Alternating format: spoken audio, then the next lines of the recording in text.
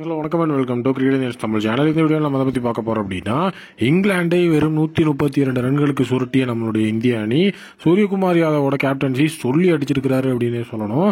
So team India பொறுத்த வரைக்கும் நம்மளுடைய இங்கிலாந்துக்கு எதிரான ஃபர்ஸ்ட் T20 மேட்ச் இன்னைக்கு ஆரம்பிச்சது. ஈடன் கார்டன்ஸ் கொல்கட்டாவில் தான் வந்துட்டு இந்த ஒரு மேட்ச்.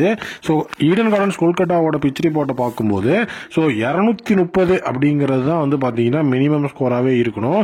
ஸோ அந்த அளவுக்கு அது வந்து ஒரு பேட்டிங் ஃப்ரெண்ட்லி ட்ராக் அப்படிங்கிற மாதிரி சொல்லியிருந்தாங்க. பட் டியூ அப்படிங்கிறதும் ஒரு மிகப்பெரிய ஃபேக்டராக கன்சிடர் செய்யப்பட்டுச்சு. பட் ஆனால் இது ஒரு ஹை ஸ்கோரிங் கேமாக இருக்கும் அப்படின்னு தான் பிச் ரிப்போர்ட்லேயே எல்லாரும் சொல்லியிருந்தாங்க. ஸோ கண்டிப்பாக வந்துட்டு நானும் அப்படி தான் இருக்கும்னு நினச்சேன். பட் ஆனால் வந்து பார்த்தீங்கன்னா அங்கே நடந்ததே விஷயம் வேறு.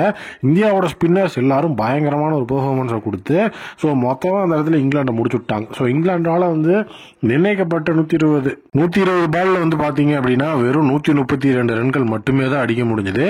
ஸோ கண்டிப்பாக வந்துட்டு அங்கே பெரிதும் எதிர்பார்க்கப்பட்டது வந்துட்டு சால்ட். ஏன்னா ஃபில் சால்ட் வந்துட்டு KKRல ஆடி இருக்கிறாரு. அது மட்டும் இல்லாமல் ஈடன் கார்டன்ஸ் அப்படிங்கிற விஷயம் வரும்போது ஸோ ஃபில் சால்ட் ஒரு மிகப்பெரிய லெவலில் வந்து பெர்ஃபார்ம் பண்ணுவார்னு எதிர்பார்க்கப்பட்டுச்சு. பட் ஃபில் சால்ட் வந்துட்டு டக் அவுட் ஆகி அந்த இடத்துல வந்து எல்லாத்தையும் வந்துட்டு ஒரு மிகப்பெரிய லெவலில் ஷாக்கிங் குள்ள கொண்டு போனார். சால்ட்டும் டக்கெட் இவங்க 2 பேர் தான் ஓப்பனிங்கு. ஸோ சால்ட் வந்துட்டு டக்கு, ஸோ பென் டக்கெட் வந்து பார்த்தீங்கன்னா 4 ரன் அப்படின்னு சொல்லி ஹர்ஷதீப் சிங்கோட அருமையான பந்து வீச்சில் வந்து பார்த்தீங்கன்னா ஓபனர்ஸ் 2 பேரும் காலி. ஸோ பட்லர் ஒரு கேப்டனாக வந்து பார்த்தீங்கன்னா 50 அப்படிங்கிறத அடிச்சார். அவர் ஒருத்தர் தான் வந்துட்டு ஃபுல்லாக அடிச்சு ஆடினது. ஸோ 44 பாலுக்கு 68 ரன், 8 பவுண்டரி 2 சிக்ஸர்னு அவர் மட்டும்தான் பெரிய லெவலில் வந்து அடிச்சது. கடைசியில் அவரும் வருண் சக்கரவர்த்தியோட பால் அவுட் ஆவார். So Harry Brook, Liam Livingstone, Jacob Bethell இந்த மாதிரி வந்து பார்த்தீங்கன்னா தரமான பவுலிங் லைன் வச்சிருந்தாலும் ஸோ வருண் சக்கரவர்த்தியோட அந்த ஒரு ஸ்பின் மேஜிக் அப்படிங்கிறது பெரிய லெவலில் இருந்தது. ஹாரி ப்ரூக், லியாம் லிவிங்ஸ்டன் 2 பேரும் வருண் சக்கரவர்த்தியோட ஸ்பின்ல தான் அவுட் ஆவாங்க. ஸோ இதில் டோட்டலி வந்து பார்த்தீங்கன்னா லியாம் லிவிங்ஸ்டன்லாம் பார்த்தீங்கன்னா டக் அவுட்டு, ஜாக்கப் பத்தால் ஸோ பாண்டியோட ஓவரில் காலி, ஜெமி ஓவர்டன், அக்ஷர் பட்டேலோட ஓவரில் ஜெமி ஓவர்டனும் கஸ்டட் கின்சனும் காலி. அதுவும் கஸ்டட் கின்சன்லாம் பார்த்தீங்கன்னா 13 பாலை ஃபேஸ் பண்ணி 2 ரன்னுக்கு அவுட் ஆகிருப்பாரு. ஓரளவுக்கு வந்து பார்த்தீங்கன்னா கடைசியாக களமிறங்கின ஆர்ச்சரும் ஆடில் ரஷீத்தும் ஒரு 20 ரன் அடிப்பாங்க. ஆர்ச்சர் வந்து 10 பாலுக்கு 12 ஒரு பவுண்டரியோட, ஆடில் ரஷீத் வந்துட்டு 8 ரன்னு.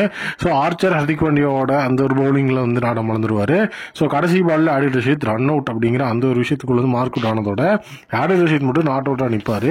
ஸோ டோட்டலி வந்துட்டு நிர்ணயிக்கப்பட்ட 20 ஓவர்களில் இங்கிலாண்டால் 132 ரன் தான் அடிக்க முடிஞ்சது. ஸோ ஹர்ஷதீப் சிங் வந்துட்டு 4 ஓவர்ஸை கம்ப்ளீட் பண்ணி 17 ரன்னை மட்டுமே விட்டு கொடுத்து 2 விக்கெட்டு. ஸோ ஹர்திக் வந்துட்டு அவரும் ஒரு 2 விக்கெட், அக்ஷர் பட்டேல் 2 விக்கெட், வருண் சக்கரவர்த்தி 3 விக்கெட் அப்படின்னு சொல்லி ஸ்பின் அப்படிங்கிற ஒரு மிகப்பெரிய விஷயத்தில் இங்கே ஒரு சூப்பரான பெர்ஃபார்மன்ஸை பவுலிங் எஃபர்ட் அப்படிங்கிறத பேட்டிங் பேரடைஸில் கொடுத்துருக்குறாங்க நம்மளுடைய டீம் இந்தியா. ஸோ மேட்ச் கண்டிப்பாக இப்போ அவங்க கையில் தான் இருக்குது. உங்களுடைய ஒப்பீனியனில் இதில் யாரோட பெர்ஃபார்மன்ஸ் செமையாக இருக்குன்னு சொல்கிறீங்க அப்படிங்கிற கமெண்ட்டில் சொல்லுங்கள்.